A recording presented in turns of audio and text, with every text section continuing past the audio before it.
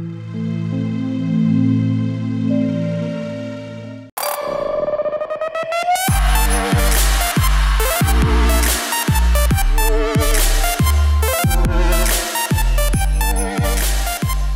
guys, welcome to Young Money. I'm Nozi Pombanjwa and this is CNBC Africa's freshest and youngest show. It's the show about us, the ones who want to go beyond the hustle, the ones who are intent on breaking the bank. Today we're sitting down with Yudhvir Seetharam. He is the head of analytics at F&B Business, and he joins us today to give us advice on how big data can improve your business. We're also speaking to the Blackanese. This is South Africa's first black sushi chef. That's Vusi Kunene, and we're bringing you that conversation in a moment. Now, starting and continuing to run a successful business has always been a difficult task for any entrepreneur. While you may have a great idea, your business might not get the kickstart it deserves. And this could be because of a range of issues, and many of these could also be under or out of your control. Yudhvir Seetharam, head of analytics at F&B Business, joins me today to give us advice on how big data can improve your business. But as always on Young Money, we promise to bring you into the conversation. So let's quickly look at a tweet from @PriceItNigeria, who's looking to start a data aggregation business in the Nigerian market.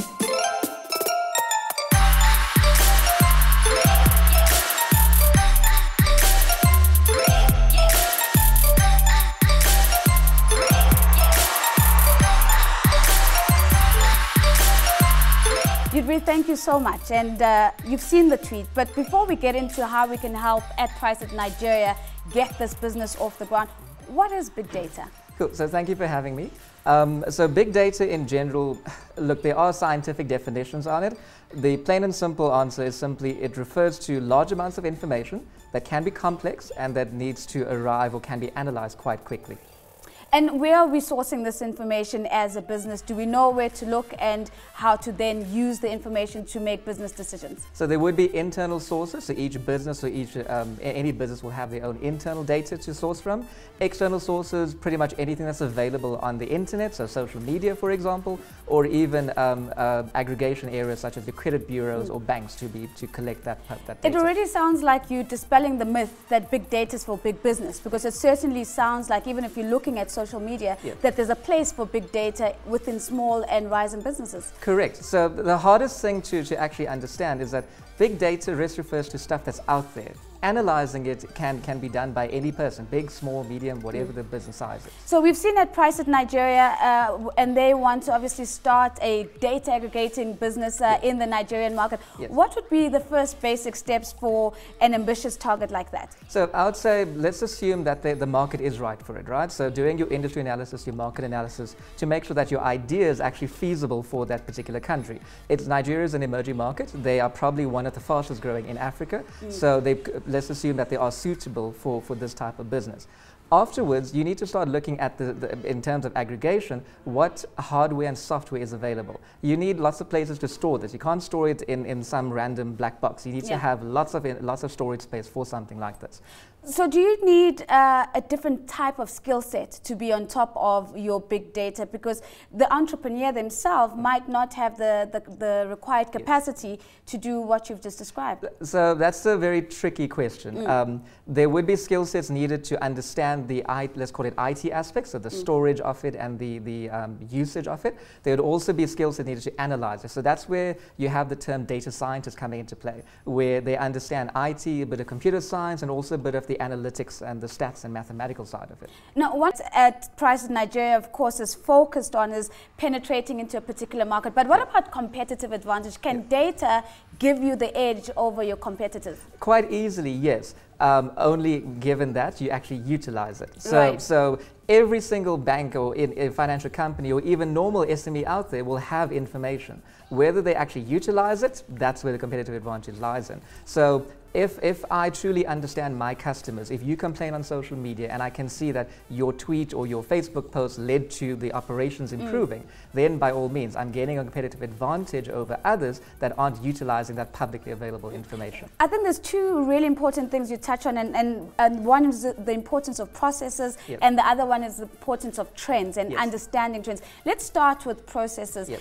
Do you think entrepreneurs think enough about the systems and processes that they need when they get into the business environment? So I would say the simple answer is no. However, that's defendable. As an entrepreneur, you're meant to be running your business.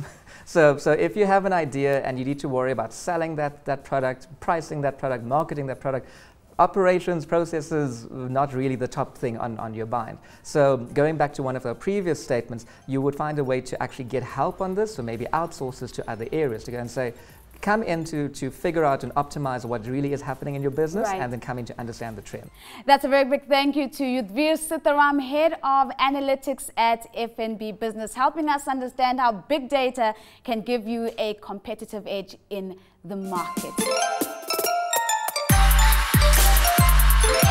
Now, in our Now We Hear segment, we're talking to the Blackanese, and he is, of course, Vusi Kunene, and we're coming to you from Maboneng. Vusi, it's such a pleasure to see you again. Let's get to the name first. Blackanese, where does that even come from? Look, if you look at the brand itself, it's a fusion of the Japanese cuisine, and we brought in a bit of South Africanism into it. So for me, it was important to communicate that message from the name. If you read the name, the Blackanese, I'm sure you can pick up that, that fusion. So that's where actually the name came from, and actually it started as a job. We're somewhere in Durban, actually in Margate, when a customer said, you guys do your work so well, we're part of Japan, are you guys from? Right. And I was like, we are not Japanese, we're the Blackanese. And we really loved it, like we really loved it, and I thought to myself, there gotta be something here, And then from there on, I was like, I'm running with it. Well, let's go back to before Margate. And how you begin to think that you can actually bring such a product to market. Give us a little bit of a sense of Vusi's journey and how you got here. Yeah, look, as a young boy running around jobbing CBD, obviously doing all these different jobs. Security, events, and like a whole lot of them. Then at some stage I decided, look, I think I need something that brings me a better income. And then the next thing was hospitality, was restaurants. Right. I jumped into restaurants and not saying this is my career. I was jumping into it and saying, look, I think for the next few months this can sustain me up until I move to the next thing. Then finding myself doing that for the next 5 years, I thought to myself, first things first, I'm not very passionate. I can't do one thing for so long. So for me, it was important to ask myself a question: why have I been stuck here for so long? But then I realized I was very passionate, not only about food, but biggest passion, I think it was people. Right. And I realized I had the power to change people's lives through food. So then I thought to myself, probably, there is an opportunity for one to actually build a career within the hospitality industry. So how do you move from wearing the apron as one of the waiters to actually becoming the owner and the founder of a very and highly successful restaurant? What was that experience like, and how did you find the market when you were on the other side as the guy in charge? Yeah, look, I think with me, as much as I was a waiter, at those times, I realized that, I had a beautiful mental strength, Every time I'm running in between those tables, for me, it was not just to get those $20, but for me, I took them as my universities to see that, let me learn as much as I can, because the intentions from then, they had actually escalated to saying, you know what, at some stage in my life, I think I would like to actually own a certain establishment. Yeah. So moving from Gauteng, going to Cape Town, this is where I really discovered sushi. And really discovering sushi, and rather what really, caught my attention, I think it was the healthiness, the freshness, but most importantly for me, it was the cuisine itself. If you look at Japanese food as a whole, it's not just, you don't get into a sushi restaurant and then bam, order food, get it now. No, it's art. So therefore, there was a lot of craft, there was a lot of art, there was a lot of love and passion behind doing that. And I was like, look, I'm a kind of a guy that when I do something, I want to do it 100%. Otherwise, don't do it at all. So that really caught my attention. I think that's what really drew me to it. And then I was like, I need to, go deep in here. Because you go to restaurants, they teach you the difference between a cauliflower and a fish and sandwich. But I wanted to actually understand the culture itself before I even, you know what I mean? So tell me a little bit about how people reacted to the idea when you first posed it to them. I'm sure there was a lot of rolling of the eyes, but I'm also sure interesting comments that must have come your way. Yeah, look, I mean, maybe when I actually started, you know, I mean, having conversations about getting into the sushi business, and people were like, "This is just a crazy idea." But then now, you know, crazy idea, it has never been done before. Then I realized there should be a gap in the market. Right. And then the question is the market in that gap? You know, and secondly for me it was like, I think crazy people are the people that makes the world go round, you know. So people really decided, you know, here's a guy going bonkers, here's a guy going crazy, here's a guy, you know, I mean, living what has been giving him, you know, I mean, a good source of income for so many years, and saying he's jumping into something different. Because I think at that space, I was in a different space in the sense that I just didn't want to establish a restaurant. I wanted to establish something that's got a story to tell. I wanted to sort of represent opportunities. But then only when it was done, that's when people started plugging into it. You know what I mean? As much as there was criticism, there was this. But then now, you know, I think people, as I always say, people, they want to arrive when we have cooked. Your biggest learning in this particular space, but also as a business leader and also as a young black man who's trying to make it on the African landscape, what's been the biggest thing you've learned so far? Look, I think the biggest thing I've learned is that in business, it's key to have role models. You know, because we get into business as young people and, you know, we know how to do this, but we don't know how to do the business side of things. You know what I mean? So I found myself running for 2 years, but not really solidifying things in terms of the behind scenes of the business. So at some stage I found myself, you know what I mean, being hit very hard. So therefore, you know what I mean, I think we need to really have mentors, people that will teach us what business is. Business is not only people walking in, you know what I mean, that's foot traffic. Business is the, you know what I mean, behind scenes, that's what business is. So I think, you know what I mean, I got bent a lot in terms of that.